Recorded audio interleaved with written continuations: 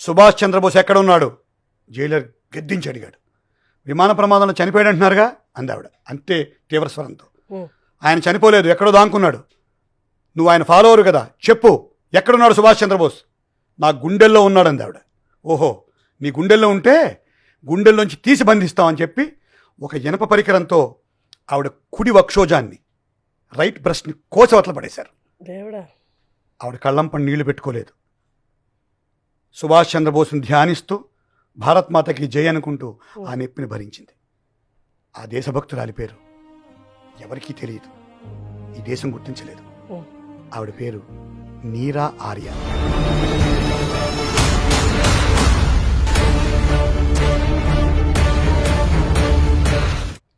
నీరా ఆర్య ఉత్తరప్రదేశ్లో పుట్టింది ఆవిడ. సుభాష్ చంద్రబోస్ గారి ఆజాద్ హింద్ ఫౌజ్లో జాయిన్ అయి ఝాన్సీ లక్ష్మీబాయి రెజిమెంట్కి ట్రైనర్గా పనిచేసింది ఆవిడ. మొట్టమొదటి భారతదేశపు గూఢచారిణి ఆవిడ. ఆవిడ తండ్రి గొప్ప పారిశ్రామికవేత్త. ఈవిడ సంపన్న కుటుంబంలో పుట్టింది. ఎంతో చదువుకుంది, ఆక్స్ఫర్డ్లో చదువుకుంది, ఉన్నత విద్యలు అభ్యసించింది. వాళ్ళ నాన్నగారు ఈవిడ్ని శ్రీకాంత్ బిజుదేశాయ్ అనే ఒక బెంగాలీ పోలీస్ ఆఫీసర్కి ఇచ్చి పెళ్లి చేశారు. శ్రీకాంత్ బిజురంజన్ దాస్ అనే ఒక బెంగాలీ సిఐడి ఆఫీసర్కి ఇచ్చి పెళ్లి చేశారు ఆయన. ఈవిడేమో ఆజాద్ హింద్ ఫౌజ్లో చేరి సుభాష్ చంద్రబోస్ తరపున పనిచేస్తుంటే అతను బ్రిటిష్ ప్రభుత్వం తరపున పనిచేసేవాడు భర్త. కానీ ఏదో రోజు దేశభక్తుడిగా మారతాడని ఆశ ఈవిడికి. ఒకరోజు ఈ శ్రీకాంత్ ఏం చేశాడు, సుభాష్ చంద్రబోస్ని కాల్చడానికి ప్రయత్నం చేస్తాడు. అది గురి తప్పి సుభాష్ చంద్రబోస్ తాలూకు డ్రైవర్కి తగిలి చచ్చిపోతాడు. ఈవిడ ఏం మాట్లాడదు. రాత్రి ఇంట్లో పడుకుంటున్న సమయంలో భర్త పక్కనే నిద్రిస్తున్నాడు, ఈవిడ భర్త పక్కనే నిద్రిస్తుంది. ఒక వేటకత్తి తీసి భర్త తల నరికి అవతల పడేసింది ఆవిడ. దేశం ముఖ్యం, సుభాష్ చంద్రబోస్ ముఖ్యం, స్వాతంత్రం ముఖ్యం, ఆజాద్ హింద్ ఫౌజ్ ముఖ్యం, భర్త ముఖ్యం కాదు. భర్త దేశద్రోహి. ఆ తర్వాత నాగిని అనే ఒక మారు పేరుతో స్వాతంత్రోద్యమంలో పార్టిసిపేట్ చేసింది ఆవిడ.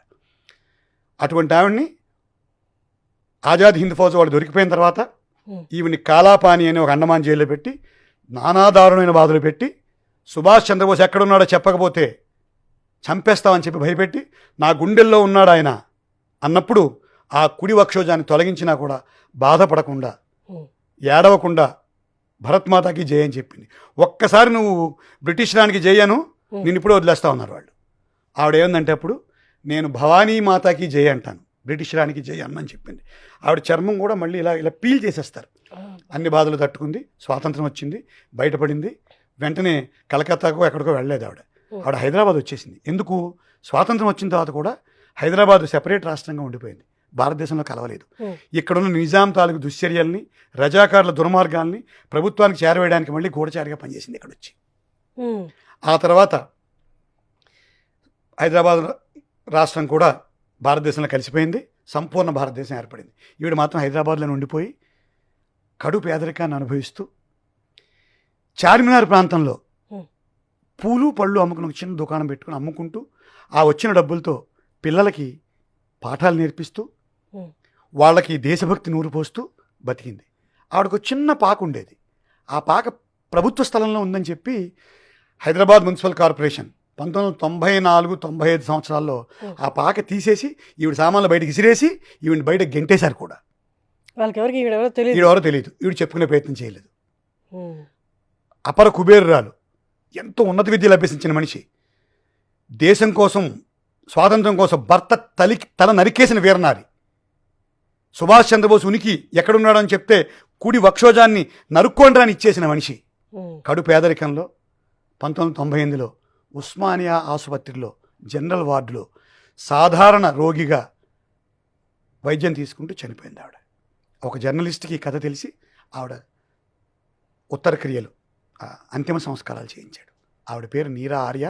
దేశం మొత్తం ఆవిడ మళ్ళీ గుర్తు తెచ్చుకోవాలి, స్మరించాలి, కన్నీళ్లతో ఆవిడ చరిత్రను మళ్ళీ మళ్ళీ లిఖించాలి, చదువుకోవాలి.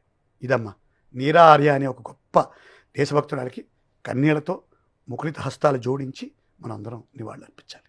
అంతేనా? Thank you.